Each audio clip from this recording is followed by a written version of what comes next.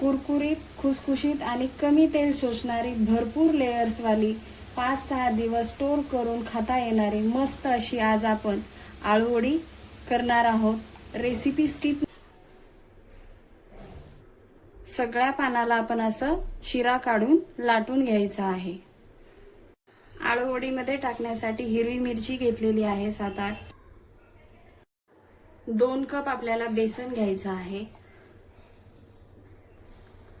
आळूवडीची 8 पानं आहेत तर आपण इथे 2 कप बेसन घेणार आहोत. 2 चमचा आपल्याला तांदळाचं पीठ घ्यायचं आहे.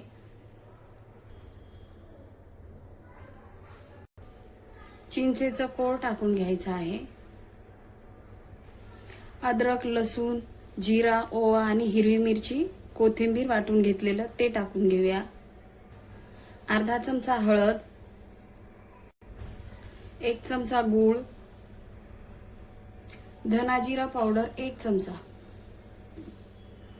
2 चमचा तीळ टाकायचे आहे.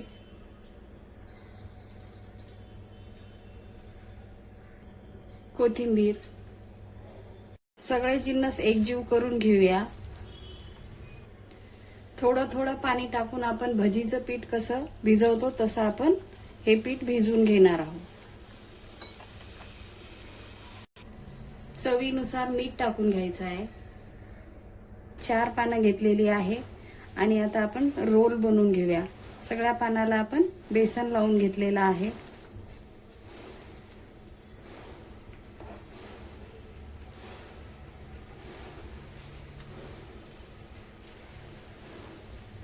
अशा प्रकारे आपण रोल बनवून घेतलेला आहे. आता दुसऱ्या पानांना पण लावून घेऊया.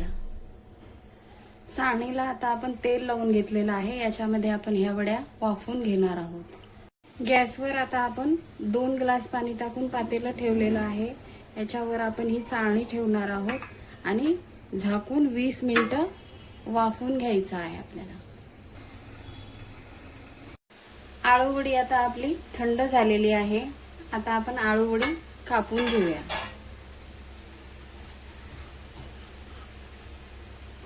अशा प्रकारे आपल्याला आळूवडी कापून घ्यायची आहे. थोडी तेलामध्ये सोडून घेऊया. अशा प्रकारे सगळ्या आळूवडी आपण तळून घेणार आहोत.